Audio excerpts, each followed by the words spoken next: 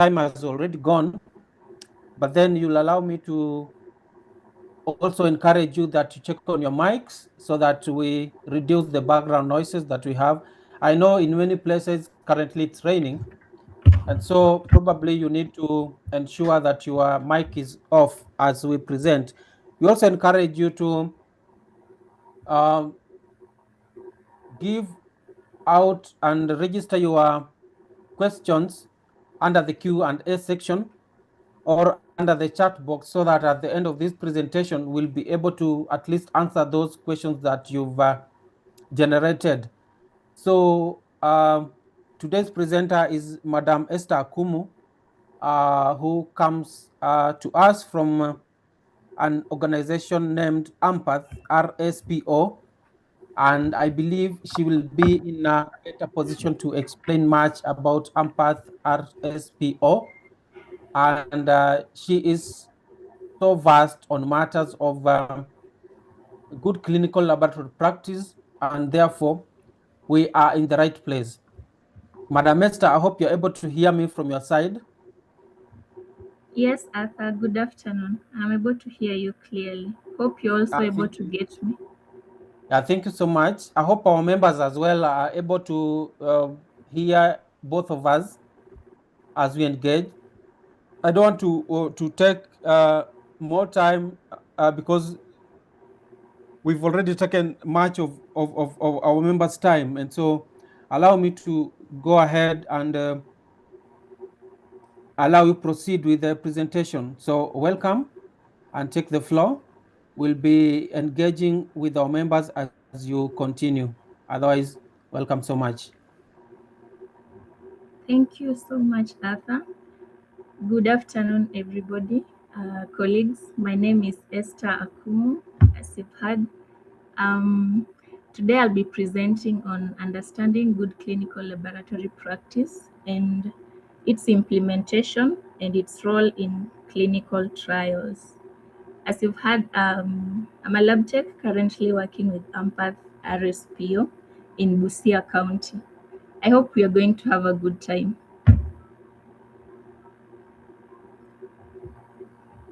We can proceed, Arthur.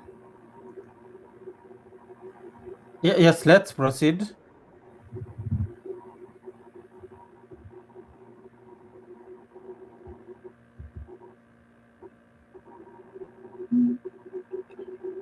Can you give me the next slide?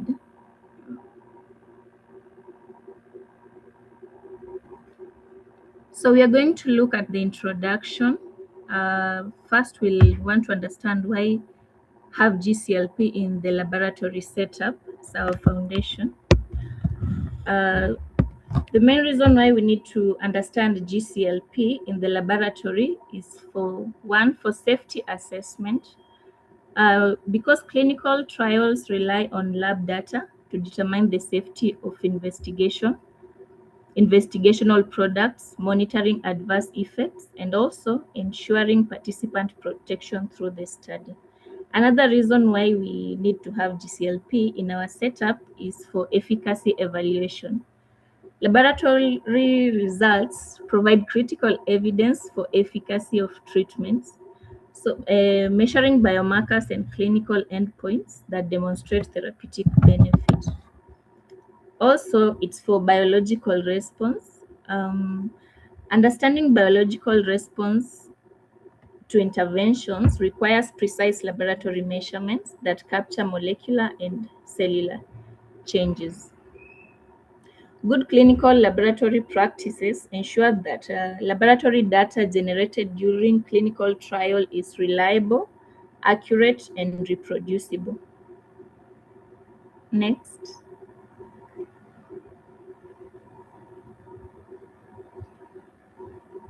Now let's look at the definition of GCLP. GCLP refers to good clinical laboratory practices, which refers to a set of quality standards that guide laboratory processes involved in clinical trials to ensure data integrity, reliability, and regulatory compliances. These standards establish the framework for consistent, high-quality laboratory operations that support credible clinical research and protect trial participants. So GCLP combines principles of GLP, that is good laboratory practices, and GCP, that is good clinical practices, to ensure clinical trial outcomes are reliable and useful. Just a quick look at what GCP is. GCP refers to a set of guidelines that ensure clinical trials involving human participants are conducted ethically, safely, and with reliable results. We are going to look at a comparison between good laboratory practice and good clinical practice so that we can understand where they merge. For good laboratory practice, we have quality control in laboratory testing. It also entails equipment validation and maintenance. It involves documentation and record keeping, also personnel training and competency. While good clinical practice mainly involves protection of trial participants, ethical conduct of clinical research, data integrity and credibility, regulatory compliance framework. We're looking at the key insight. We get to see that GCLP uniquely combines GLP's laboratory quality focus with GCP's clinical ethics, thus creating a comprehensive standard specifically for laboratory operations in clinical research. So GCLP is basically a combination of GCP and GLP and GCP, sorry, so that we can cover it to give us the GCLP, which is useful in the laboratory for clinical trials. Let's go to the next slide, please.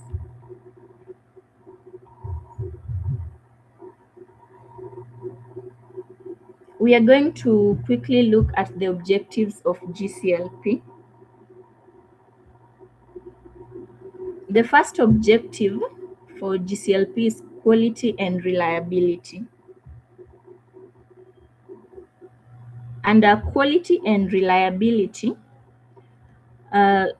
this ensures ensuring the quality and reliability of laboratory results through standardized procedures and rigorous quality control measures.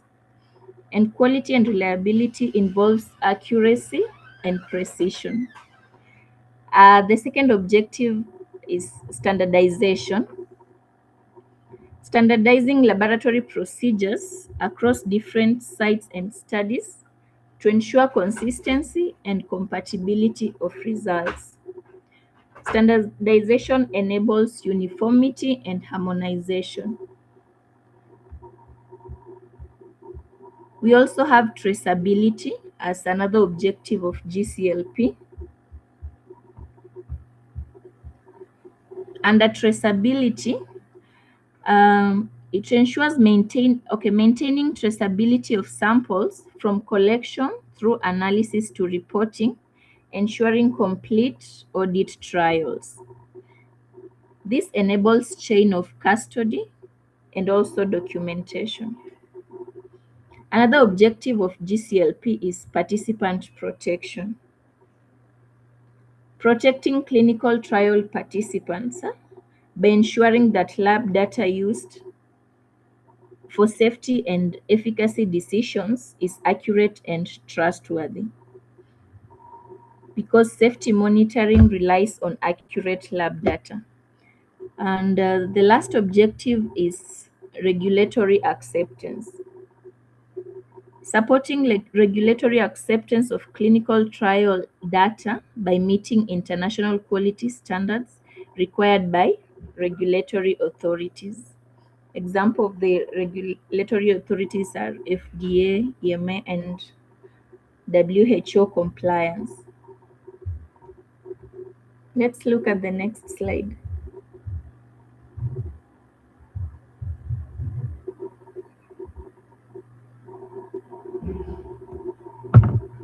We're going to look at the importance of GCLP in clinical trials.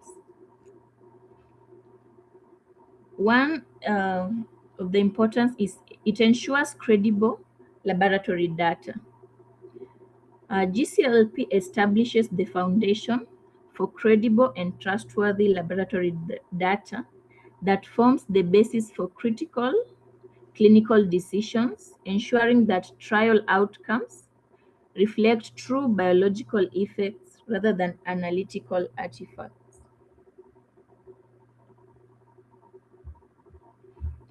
The next importance is it improves reproducibility.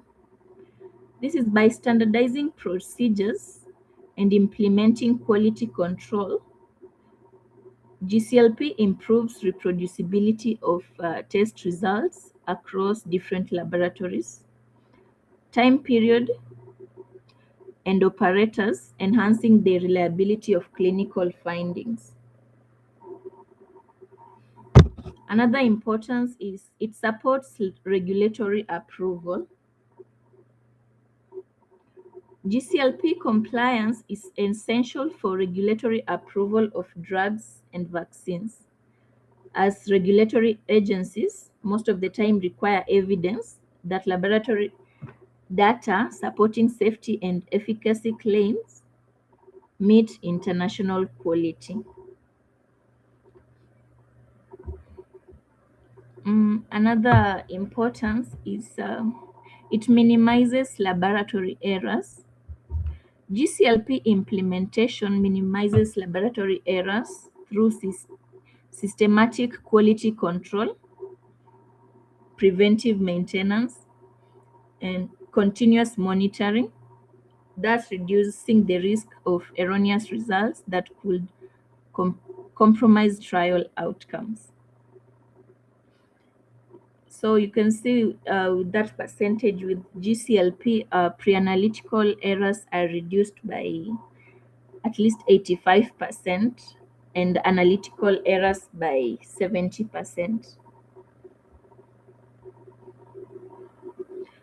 Also, GCLP promotes international harmonization. GCLP promotes international harmonization of laboratory practices by facilitating multi-center clinical trials across different countries and enabling comparison of results from diverse geographical locations. Just a critical insight. Without GCLP, the lab data lacks the credibility required for regulatory acceptance, potentially invalidating the entire clinical trials and thus delaying life-saving treatments from reaching patients. Next slide, please.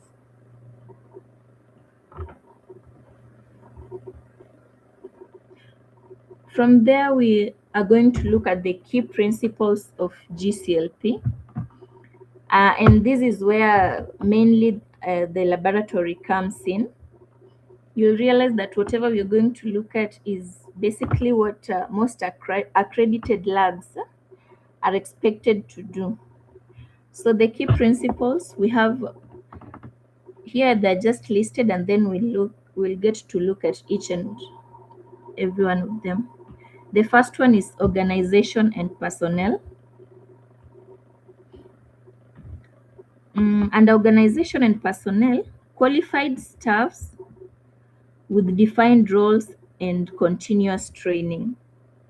That is a principle of GCLP, that a laboratory should contain qualified staff with defined roles and undergoing continuous training.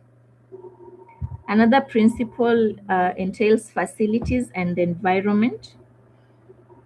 This requires the lab to have suitable spaces, maintaining biosafety and preventing contamination. Another principle is under equipment management.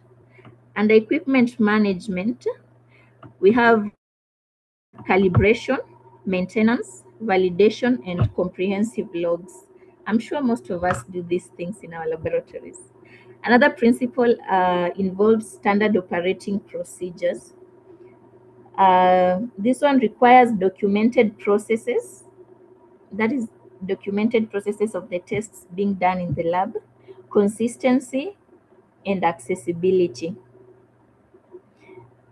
Another principle is under sample management. Under sample management, it's proper labeling, the chain of custody, and tracking systems. Uh, hmm, Principle number 5, it's under quality control and assurance.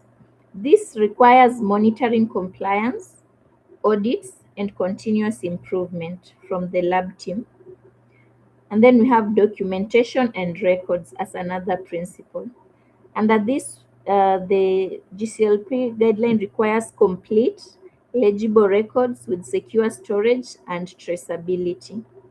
And then finally, we have data management. Under data management, the principle is at least you have controlled access, integrity, and secure data handling in the laboratory. Mhm. Looking at inter just integrated quality framework, these 8 principles form an integrated quality framework where each element supports and reinforces the other. Together, these 8 principles create a comprehensive system that ensures the laboratory operators meet the highest standard of quality and reliability required for clinical trials.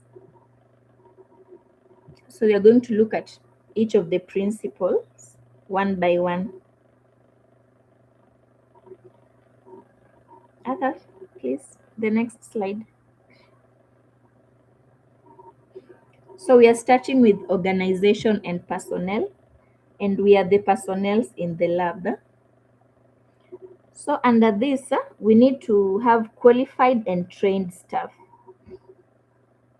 GCLP requires all laboratory personnel to be qualified and appropriately trained for their assigned tasks, with documented evidence of education, experience, and technical competency.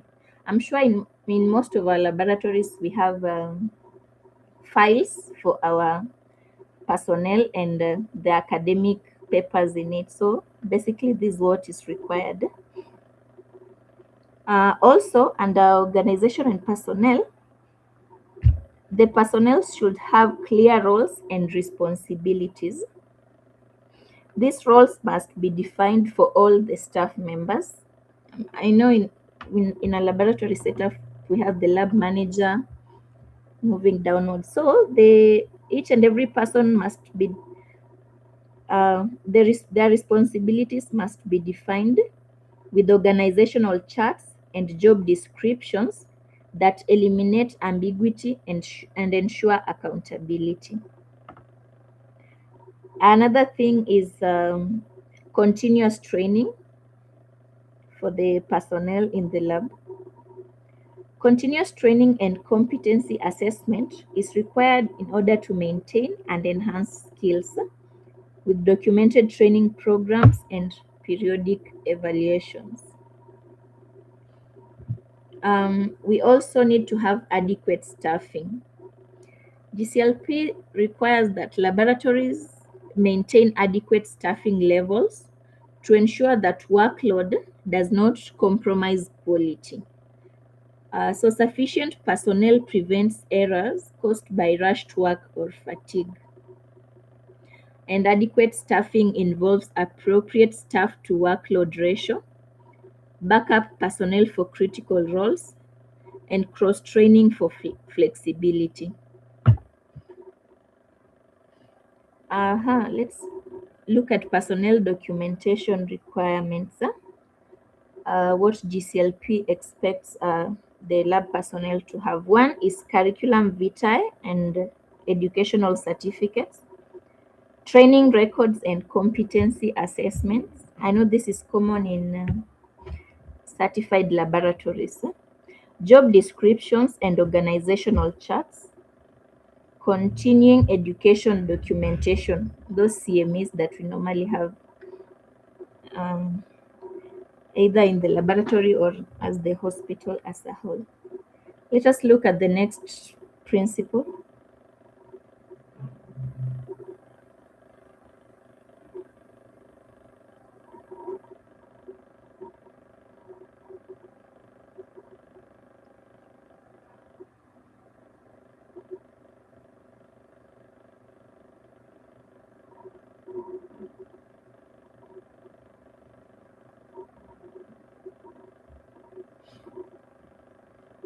Principle number 2 is under laboratory facilities. Under laboratory facilities, the facilities should have suitability for testing. And when we talk of suitability for testing, facilities must be suitable for intended testing activities with appropriate space, design, and environmental conditions that support accurate and reliable analytical work. So when we talk of suitable spacing and facilities, one, we need adequate space for equipment and workflow. We need controlled environment conditions, maybe in the case where you have to store samples or some reagents under refrigeration. You need to ensure you have the right conditions for that. And also we need to have appropriate lighting and ventilation. We also need to prevent contamination. For this, facility design must prevent contamination of samples, reagents, and equipment through proper layout, segregation of activities, and environmental controls. There we have a unidirectional workflow, and also we have separate areas for different activities. You can't be collecting a sample in the phlebotomy area and also you're doing full hemogram at the same time, and yeah, you have to be organized. We also have sample storage. The facilities must ensure proper sample storage conditions with appropriate temperature control, monitoring systems, and backup power for critical storage equipment. I know in most of our labs we have the temperature monitoring log for our fridges, and yeah, that is one requirement for facilities under GCLP. So you have temperature monitoring, and also you need to have backup systems in case of power outages.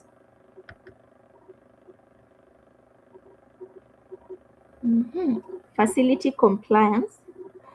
Regular environmental monitoring and facility inspections ensures ongoing compliance with GCLP requirements and identify areas needing improvement. Thank you, Arthur. We are at principle number 3. This is equipment management. We have various equipments in the laboratory, and GCLP requires us to, one, do proper calibration with the equipment. Okay. The equipment must be properly calibrated against recognized standards at defined intervals to ensure measurement accuracy and traceability.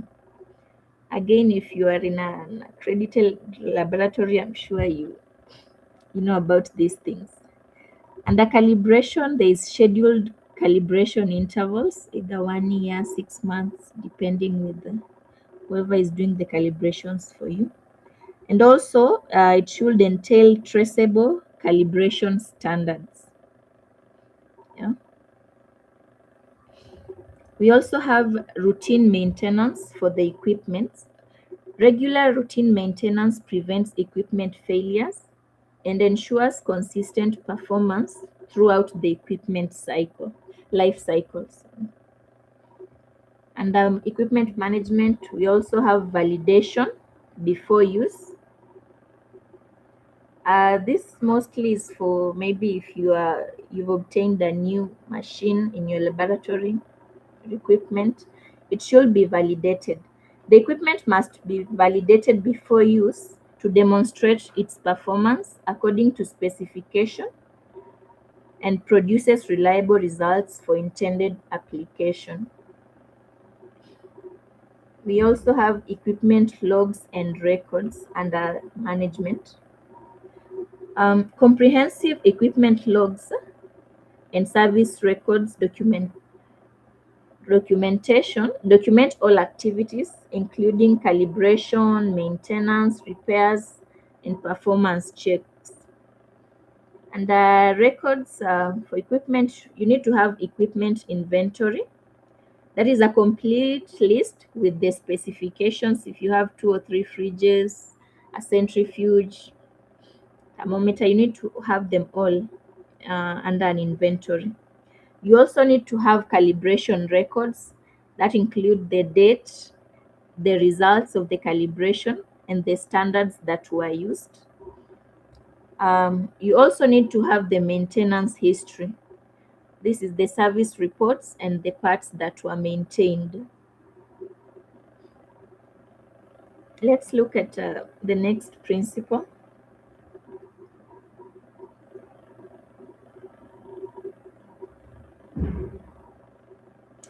The next one is the standard operating procedures. This is also found in most of our laboratories. Under standard operating procedures, this is the foundation of consistency. SOPs are essential in GCLP as they describe all laboratory processes in detail, thus ensuring that activities are performed consistently, regardless of who conducts them. So well-written standard operating procedures eliminate variability and ensure quality. Looking at what SOP entails, one, it's describing all the processes as we had seen. The SOPs must describe all lab processes step by step, leaving no room for interpretation or variation in how work is performed. The SOP should be detailed in all the procedures that are supposed to be undertaken. And by having SOPs, we ensure consistency. SOP ensures consistency in procedures across different operators, shifts, and time periods, thus maintaining quality standards. This is self-explanatory. And then it also enables regular review. Okay, SOPs need to have regular reviews. Sorry. The SOPs must be reviewed and updated regularly to reflect current practices, incorporate improvements, and maintain accuracy. Under SOP, we also have accessibility to staffs. The SOPs must be accessible to all staffs at the point of use, ensuring that the personnel can easily reference procedures when performing tasks. So this means they should be readily available at workstations, and the versions should be current, not maybe the ones that were used 10 years ago. And also, if possible, there should be electronic and printed format. Both should be available. I know we all have SOPs in our labs, but let us just look at some examples of SOPs. We have sample handling procedures, SOPs, equipment operation protocols, quality control procedures, data recording and reporting SOPs. Next.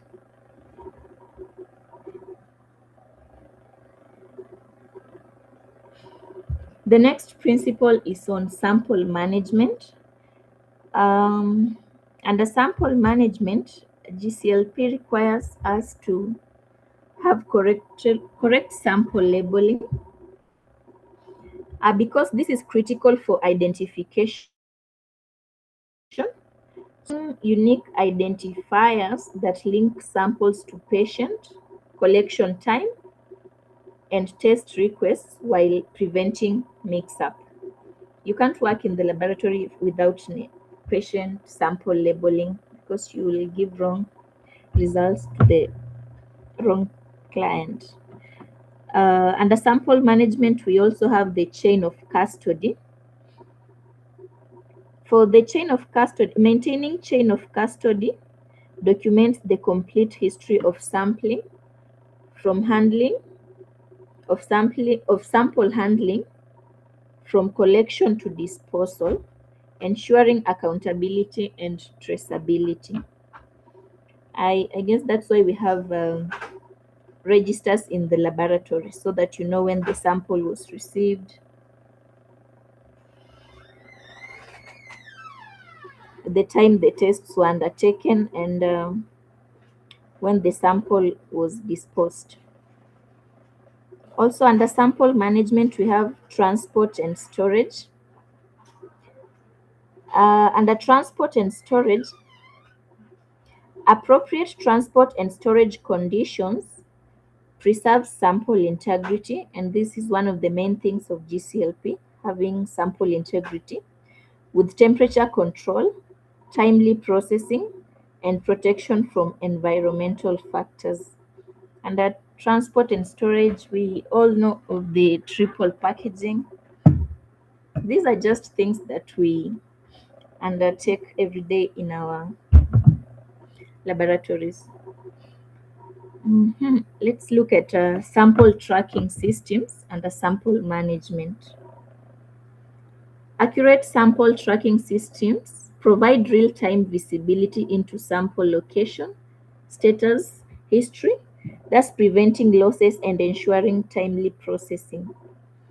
Sample tracking system can include barcode or RFID identification. We also have the laboratory information system. I I think this mostly applies in RVL samples. We have an integrated LIS. And also we have automated tracking and alerts. This is not so common, but under sample tracking, this is what it entails. Let's just look at what critical sample management steps involves. One, it's a sample collection, labeling of the sample, how the sample is being transported, the reception of the sample, the processing, and finally, the storage. Next slide.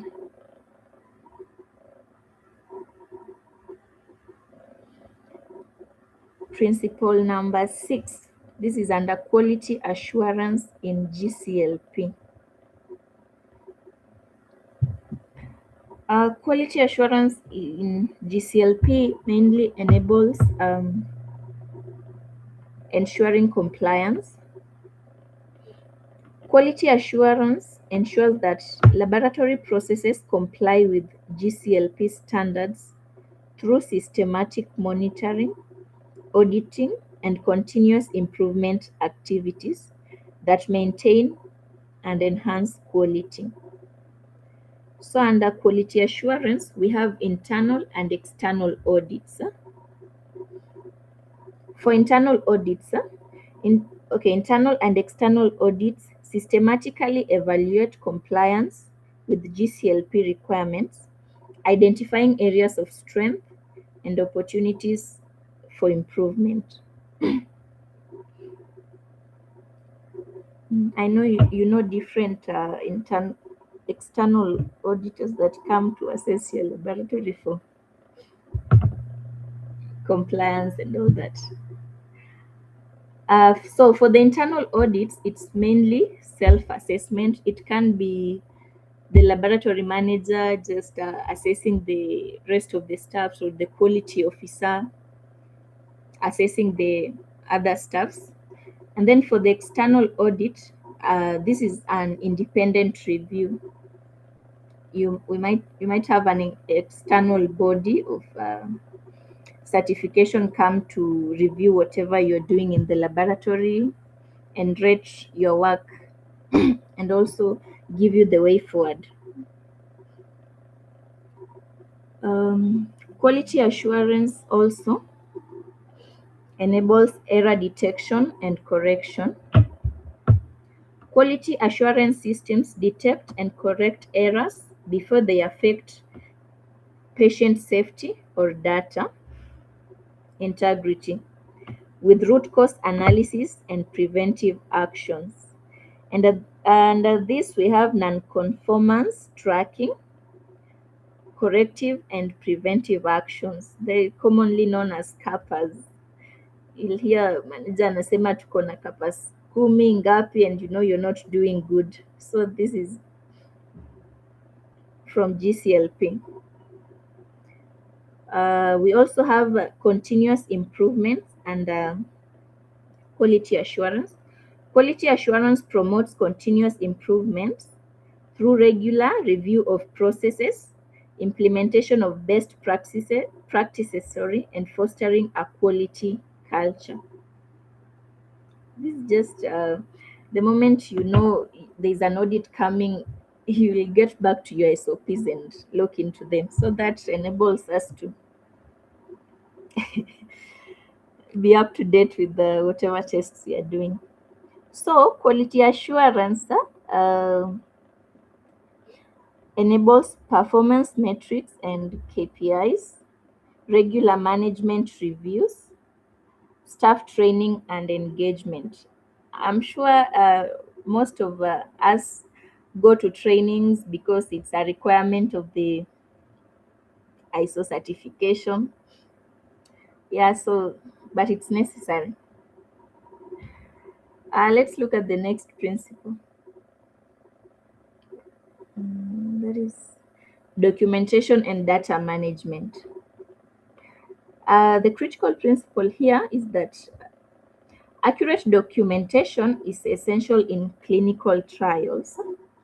So GCLP requires complete, legible records with secure storage, full traceability, and controlled access to ensure data integrity throughout the trial life cycle. Okay, this has just been specified to clinical trials, but it's something that we still do in our laboratories, whether we are undertaking a clinical trials or we're just dealing with our normal patients. So under documentation and management, we need to have complete and legible records. All records must be complete and legible, documenting activities in real time with permanent ink, including dates, signatures, and detailed observation. Mhm. So this enables error correction procedures. It also gives clear, indelible entries.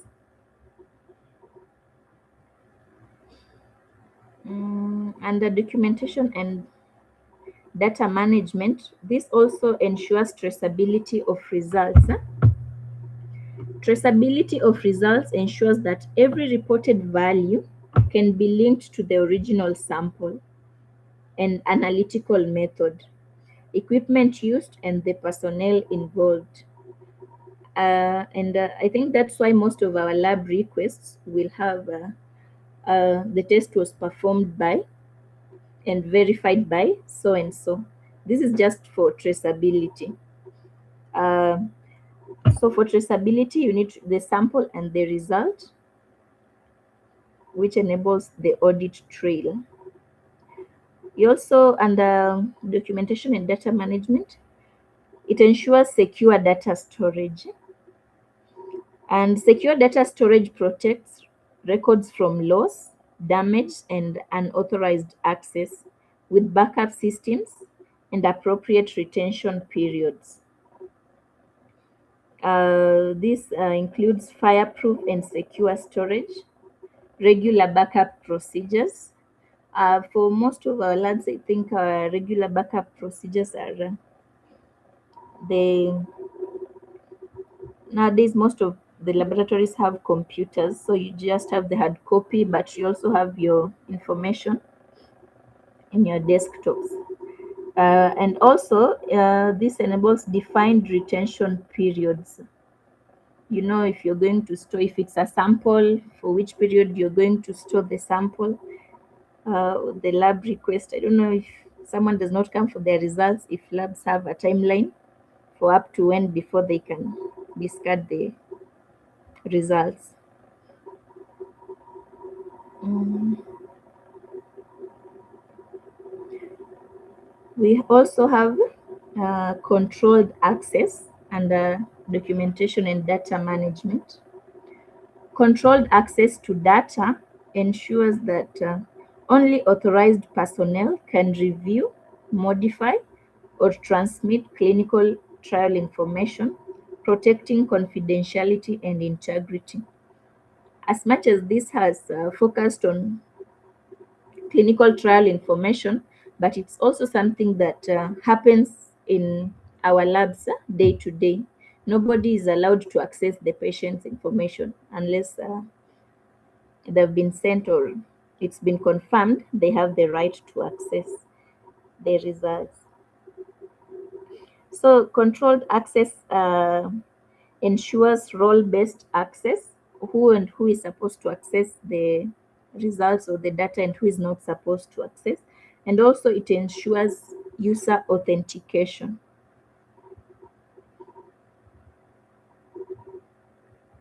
We are through with the principles of GCLP. Now we are going to look at the implementation of good clinical laboratory practices. And you're going to have looking at a systematic approach. Implementing GCLP involves establishing comprehensive quality management systems that transform laboratory operations to meet international standards. This requires commitment, resources, and systematic execution across all organizational levels. From the principles that we've looked at, the 8 principles, now we are going to look at how we are going to implement them. Um, how do you implement quality management systems? Establishing quality management systems that provide the organizational structure, processes, and resources needed to implement GCLP effectively. Um, so we need to implement a quality management system in our laboratories so that GCLP can be effective.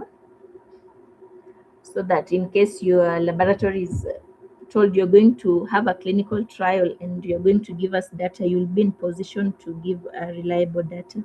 Also, we can implement GCLP by developing SOPs, creating comprehensive standard operating procedures that document all laboratory activities and ensure consistent execution of tasks. This I know we are doing in our labs. We also need to validate methods. That is another way of implementing GCLP. Validating laboratory methods to demonstrate they are fit for intended use and produce accurate, reliable results. Also, we need to conduct audits. This is a way of implementing GCLP. Conducting regular audits to assess compliance, identify gaps, and drive continuous improvement in laboratory operations. Most accredited labs do have audits, both internal and external. We also have to practice training of our staffs. This is by implementing training programs that educate personnel on GCLP principles, SOPs, and their specific responsibilities. I know most of our laboratories labs, sorry, will tell the personnel just write down your training needs so that you can see where to start from. Now, this is one of the requirements of GCLP. Um, we also have regulatory compliance. Um, in order to implement GCLP, we need to ensuring regulatory compliance by meeting requirements of relevant authorities and maintaining inspection readiness. This is a way of implementing GCLP. What will enable implementation of GCLP to be a success? In order to have a successful GCLP implementation, we need to have leadership commitment, adequate resources, first approach, because you can't start implementing everything and finish in one day. It requires a certain period of time. We need staff involvement because this is not a one person thing.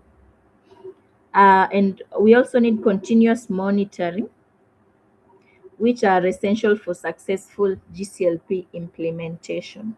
So the implementation of GCLP involves each and every person in the laboratory and the hospital at large.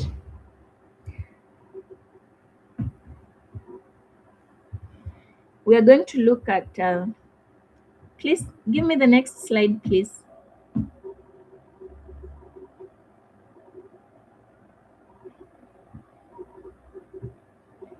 So let's look at steps involved in implementing GCLP. If you want to start GCLP implementation in your lab or whichever workplace you're in currently, you first need to look at the gap. You have gap analysis. So you conduct a comprehensive gap analysis of the current lab practices. You conduct them against the GCLP requirements in order to identify the areas needing improvement and prioritize action. So the first step, you have to look at the gap. What do we need to do in terms of GCLP? Where are we and what are we supposed to be doing to get there? The next thing you will do after identifying the gap is to develop the quality policies. You establish quality policies and objectives that demonstrate management commitment and provide direction for the quality management systems. After you get the gap, you develop the policies that you need to help you bridge the gaps. And then from there, you start staff training programs. After you've told your staff to identify their needs, you start the training program. You implement comprehensive staff training programs covering GCLP principles, SOPs, technical skills, and quality awareness. Number 4, you implement documentation systems if at all you didn't have any. But if you have, you can also improve on them. You do this by you establish robust documentation systems, including SOPs, lab forms, records, and document control procedures. You also need to start doing internal quality audits. Conduct regular internal quality audits to assess compliance, identify non-conformances, and verify effectiveness of corrective action. You can do these internal audits by you schedule the audit programs. Even if it's internal, you can say we will be doing our internal audits quarterly or after every 6 months, depending with the needs of the staffs and also how whoever is in charge views how they're doing their work. And also you need to have trained internal auditors who will help you with doing the internal audits. Mostly, this is done by the quality officers. We also, in implementing the GCLP, we need to have continuous improvement cycle, because GCLP implementation is not a one-time event, but a continuous cycle of improvement, which requires regular monitoring, auditing, and refinement, which ensures sustained compliance and enhanced quality over time. So implementing GCLP is not a one-time thing. It requires each and every person, and it's a long-term event.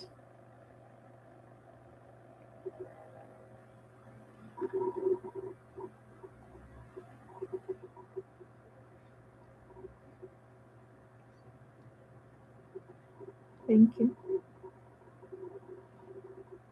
So let's look at the role of good clinical laboratory practice in clinical trials.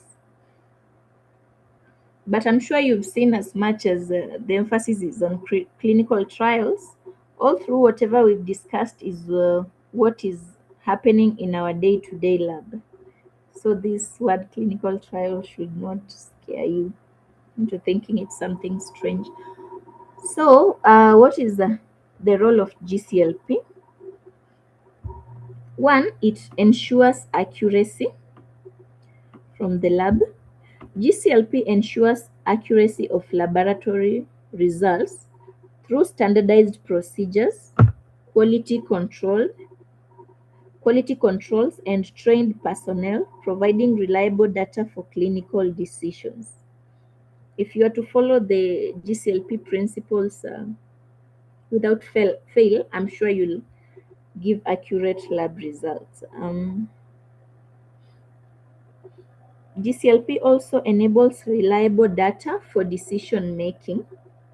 GCLP provides reliable data for decision making throughout the clinical trial, from dose selection to efficacy endpoints, supporting evidence-based conclusions. It also enables integrated role in clinical trial success. GCLP plays an integrated and essential role in clinical trial success by ensuring that lab data, often which is the primary evidence of safety and efficacy, is credible, accurate, and acceptable. So we are seeing clearly that our data is often the primary evidence of everything else that happens in clinical trials. Without GCLP, the entire clinical trial's validity may be compromised just based on the fact that the data from the lab was not reliable. So under this, we have patient safety, we have data integrity, we also have global acceptance and trial success. So I've just forgotten some 2 points here on the role of clinical trial. It also supports safety monitoring. GCLP supports safety monitoring of participants by ensuring that lab data used to assess adverse events and toxicity is accurate and timely. So if you're doing a clinical trial and maybe a participant is reported to have an issue, whatever results you're giving will determine the next course of the participant's life. That is why the lab is very important in clinical trials, and the accuracy from the lab is key for every outcome. And also, GCLP ensures it facilitates regulatory approval.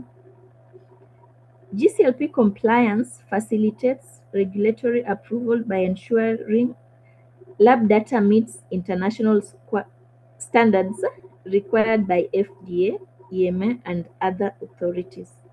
So if you are to practice GCLP without fail, we can comfortably say that your lab is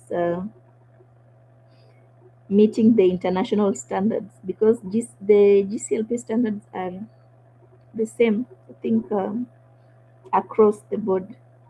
They don't change from one country to another. Let's have the next slide.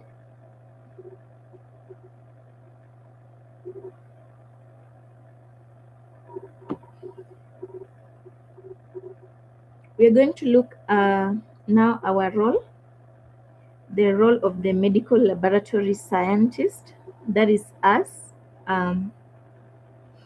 in this whole GCLP thing. We have a crucial frontline role. Medical lab scientists play a crucial role in GCLP implementation. Why? Because they are directly responsible for generating the lab data that supports clinical trial decisions. So their expertise, diligence, and commitment to quality are essential for trial success. So that is why the lab is very important when it comes to this, because the first data that is used in making decisions in clinical trials is normally from the lab. So what are we supposed to do in this case? One, we need to practice accurate testing. Ensuring accurate lab testing by following SOPs, maintaining equipment, and performing quality control checks. We also need to have proper documentation. Sorry. By ensuring proper documentation of all activities with complete, legible, and contemporaneous records. Our documentation should be clear, so that even when a visitor comes, they will not need to ask questions. It will just flow. The lab also needs to undertake quality control. Maintaining quality control procedures by monitoring QC data, identifying trends, and taking corrective actions. The lab needs to have sample management. By managing sample collection and storage with proper labeling, chain of custody, and appropriate conditions. These are just the things we've gone through under principles. The lab also needs to undertake audits and compliance by participating in quality audits and compliance monitoring activities. This enables to verify adherence to GCLP. Unless you're audited, you cannot know if you're truly adhering to the GCLP principles. And also, the lab scientists need to practice data integrity. Supporting data integrity by following LCOA principles and ensuring accurate data transmission. Under data integrity, I'm sure none of us, if a stranger is to come to the lab and they ask for maybe any information concerning a particular patient, definitely you can't just give out that information. And also during and when you're undertaking you're running samples, I know we cannot cook results, so this is under data integrity. It requires us to really perform whatever test we are and not cook results. So for us to obtain professional excellence, medical lab scientists are the guardians of laboratory data quality, and their commitment to GCLP principles directly impacts the success of clinical trials and the safety of study participants. So we need to do everything in our powers to ensure the data obtained from the lab is of good quality, because it helps in making critical decisions up there,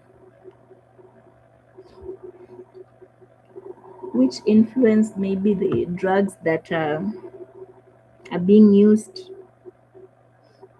the changes taking place in the drugs and all that. So the data from the lab is really important, and we've seen the our part in ensuring that each and every time we produce data that can be reliable and be useful, because it all comes back to us.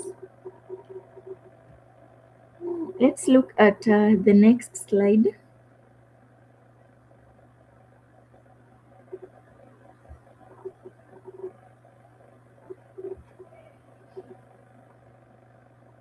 Doc, are you there? Ama, you've lost me.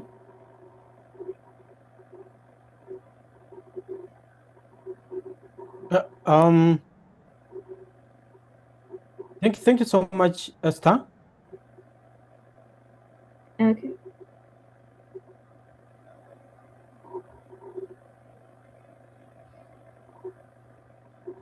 Let us look at the challenges in GCLP implementation. What is hindering us from fully implementing the GCLP principles? One, and the most common in our African setup, is limited resources. Limited financial and human resources can constrain the ability to implement comprehensive GCLP systems, purchase equipment, and maintain quality infrastructure. This is not new to us, but it's a challenge that hinders us to fully implement GCLP. Mostly, and we have budget constraints for equipment. That is where the biggest issue is. Laboratory equipments are quite expensive. Another challenge is inadequate training. Inadequate training on GCLP principles and practices can lead to non-compliance, errors, and failure to understand the importance of quality system. This is mainly lack of specialized training. You find that in college, actually, you don't get to look at GCLP as a topic. It's unless you do your trainings out here. So it's there's a gap in training when it comes to GCLP. Not everyone is also able to access GCLP. We also have a lack of infrastructure as another challenge. Lack of infrastructure, including appropriate facilities, equipment, and information systems, can prevent effective GCLP implementation.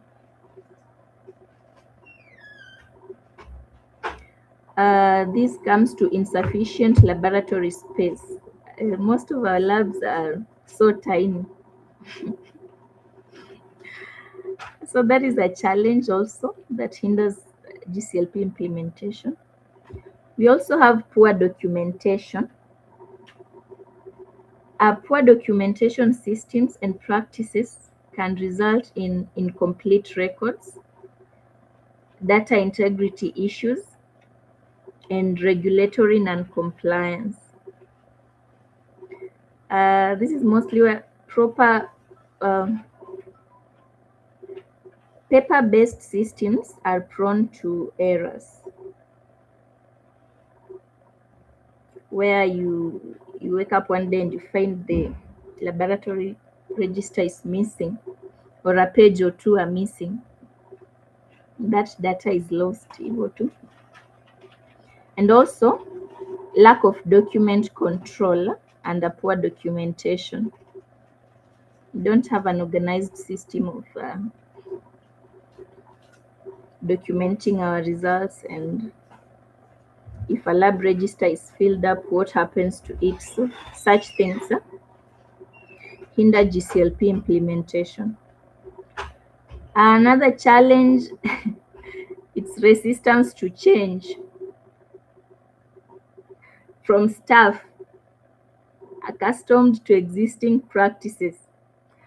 This can hinder GCLP adoption and create barriers to quality improvement. Millennials. You find that maybe you have a new lab manager and he's trying to introduce new things to wale wa kitambo. They're like, sisi, we are not doing this. Old is gold. Now, if you get that resistance, it becomes difficult to implement GCLP. You'll hear them say, we've always done it this way. Yeah, and also there's that fear of increased workload. You can imagine you've just been working with your knowledge. Now someone from somewhere is telling you need to have SOPs, you need to have registers, you need to chat every day in the morning and in the evening. That feels like a lot of work. So people tend to resist that and just want to be comfortable where they are. So what can we do if at all we want to overcome this challenge? Success requires leadership commitment. We can, if we have someone at the front line being committed to the task, it can make it easier and reduce on the challenges. We also can have first implementation. You just don't wake up one morning and you want to do everything. You do it step by step after identifying the gap. We also need staff engagement and staff support. If the leader is willing, the staff have to also be willing, because one person cannot manage to make a big difference. Also, we'll need adequate resource allocation. This one now depends on the hospital management.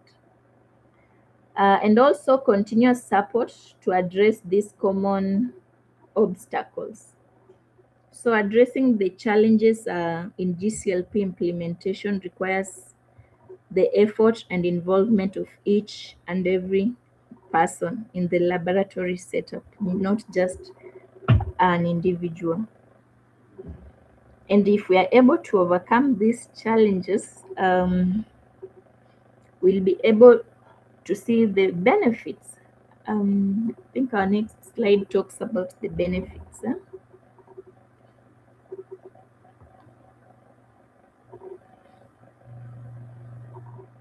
Doc, are you there? Please share.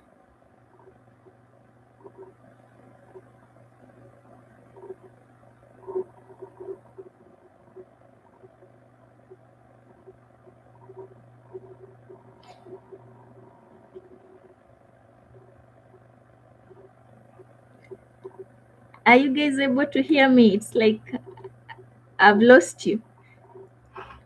Doc, please share with me the next slide. Okay.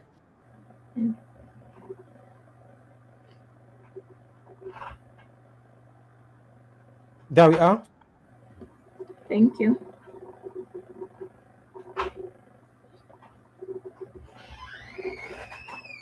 So we look at the benefits of GCLP.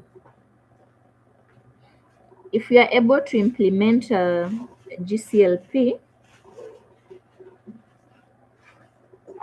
we will have one,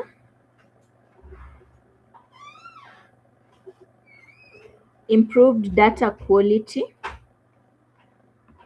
GCLP implementation results in improved data quality through standardized procedures, quality controls, and trained personnel, thus reducing errors and increasing reliability.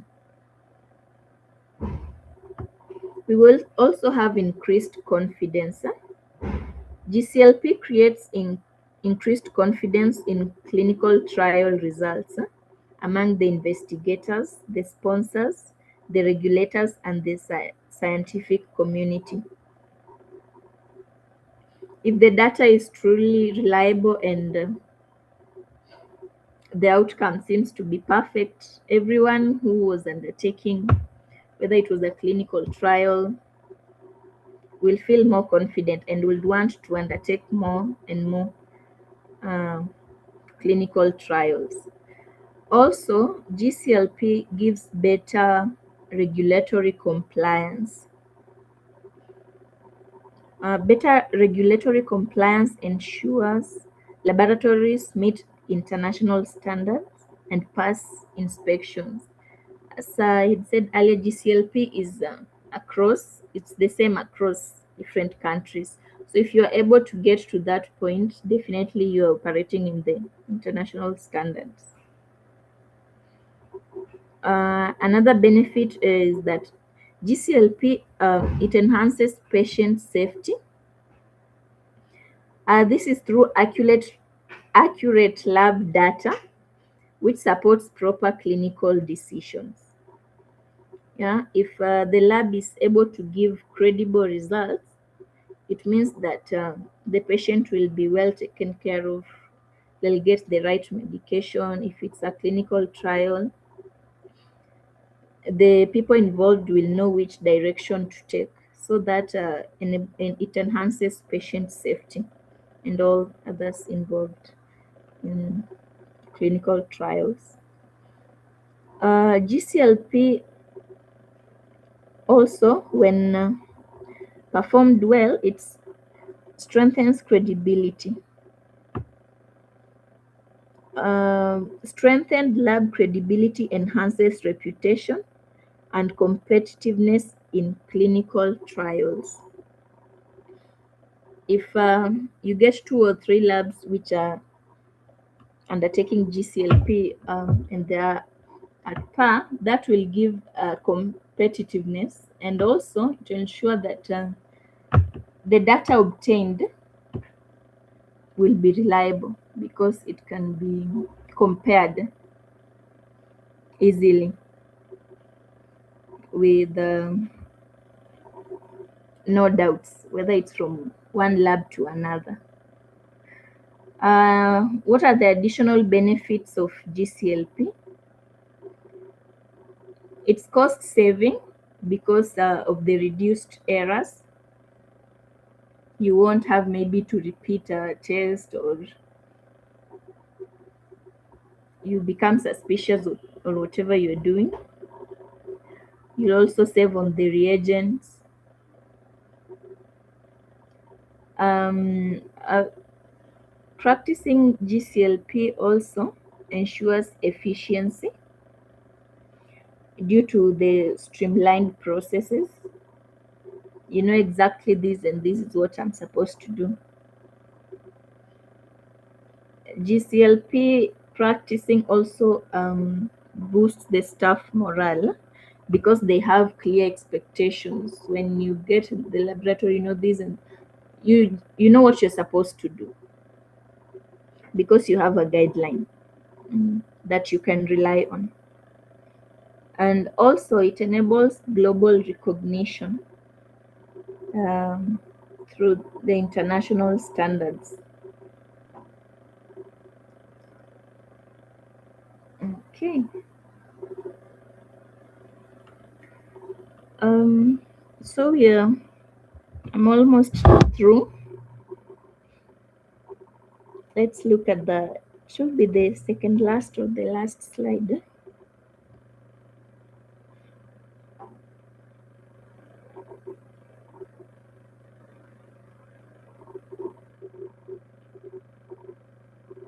So what is our conclusion?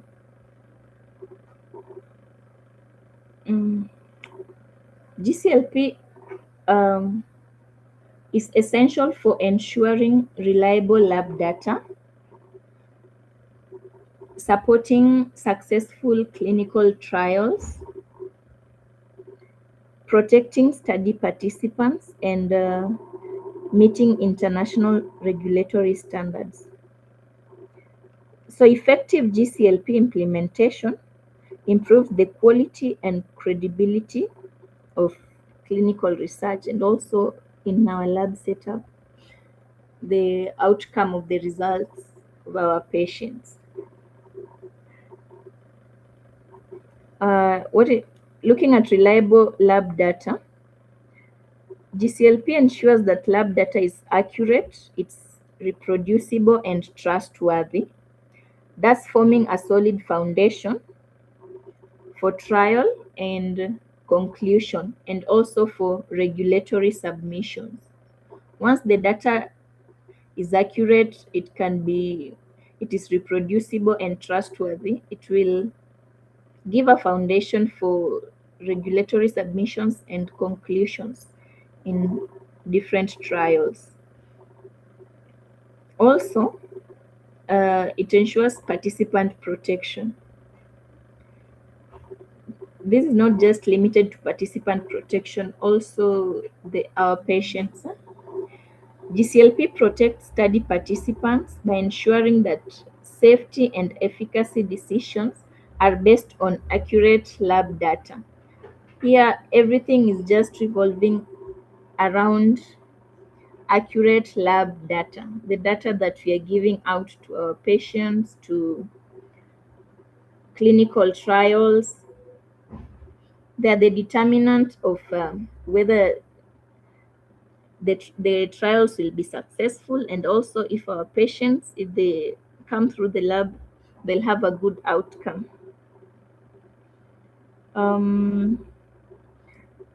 By ensuring data quality and regulatory compliance, GCLP supports successful clinical trials that meet scientific and ethical standards. Still, the lab data. And also GCLP ensures that lab meets international regulatory standards required by the FDA, EMA, WHO, and other authorities worldwide. So basically, if we practice GCLP in our laboratories, we'll be keeping ourselves up to date with the international standards that are required by the bodies mentioned here, which is a good thing for the lab. If you are able to practice GCLP, you can possibly work anywhere apart from Kenya.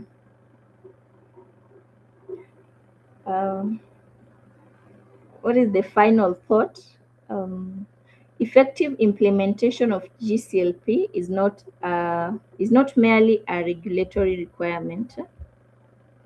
This is a commitment to scientific excellence, patient safety, and the advancement of medical knowledge through reliable clinical research. I know this has been so much based on clinical research, but I know from if you look at whatever we've been discussing from the start, it's basically what is happening in our labs. Everything that we do in the lab is what GCLP is talking about. So for references, just in case you would want to get to know more about GCLP, we have the World Health Organization GCLP guidelines. It involves quality standard for clinical laboratories. That is why it's located in Geneva. We also have the International Council for Harmonization.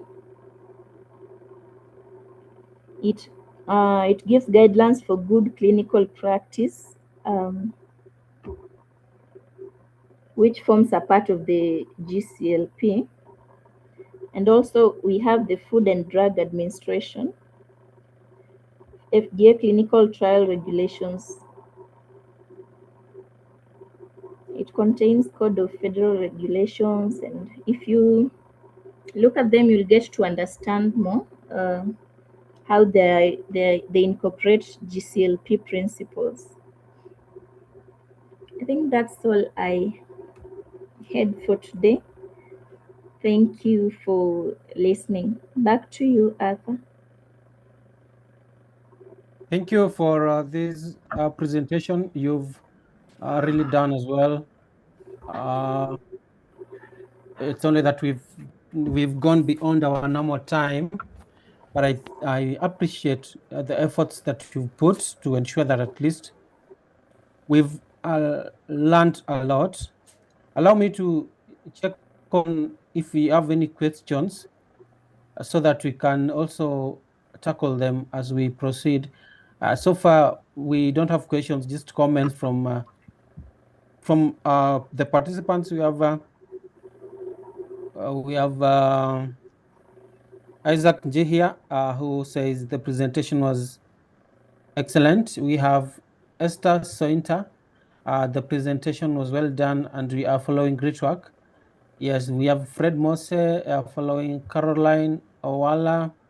Yes, we have Lucy Muatwana. Okay, she was referring to volume. Yes, you have got Grace Njoki. She says the presentation was wonderful. Titus Gitonga and its presentation. So we have quite a number of the participants uploading and appreciating the efforts you put to ensure that today's presentation was well done. So much appreciation from members Sharon Ayeko, Justa Karithi, Betty Shikebu, Samuel Bet, Grace Njoki, Isaac Jezreel, Paul. We also have Paul, Rosemary Mwaniki, and so many others who have appreciated. Colleagues, I think the learning has taken place from the expressions you are giving. I think we've learned a lot today. If you want to reach out to Esther for any other information for the slides, you can always reach out to us and we can always ensure that you have her number or you have the slides. So for today, because our time is high and there are no questions to be answered by Esther, you'll allow us to adjourn this webinar and do another webinar tomorrow. And so we also welcome you tomorrow so that we can also learn together. To our presenter, Madam Esther Akumu, we really appreciate your efforts that you've given to us today, sitting down and coming up with the slides and ensuring that we are able to learn today. We say that you keep it up so that we can get more of this next time. So before I conclude and end this webinar presentation, let me bring you for 1 minute so that you can give us your parting shot as we conclude. Back to you, Esther. Thank you, Doc. I'm so grateful for the opportunity you've given me once again, and I just want to apologize for the hitches at the beginning. I had an issue with my laptop. I'm sorry for delaying us. And also, what I can say is that from what we've learned, GCLP is something that we practice every day in our laboratories. It's just that maybe we've not had the right terms, but from whatever we've been looking at, it's something that is doable, and it's something I'm sure that most of us have been doing. So it's just a matter of aligning a few things that are not in order. But I believe as we keep working in the laboratory, we have the power and capacity to improve ourselves and our skills. And in the long run, lab will become, how do I say it? But I believe the lab has critical role to play in the medical field and in research also, from what we've learned today. Thank you. Very well, Lester. To our participants, thank you so much for joining us today. We welcome you tomorrow as well, so that we can continue these learning sessions. On behalf of Lab Medicine, I was Athai Mari and was your moderator, and we welcome you tomorrow as well. Otherwise, we say that you have a good evening and also be safe.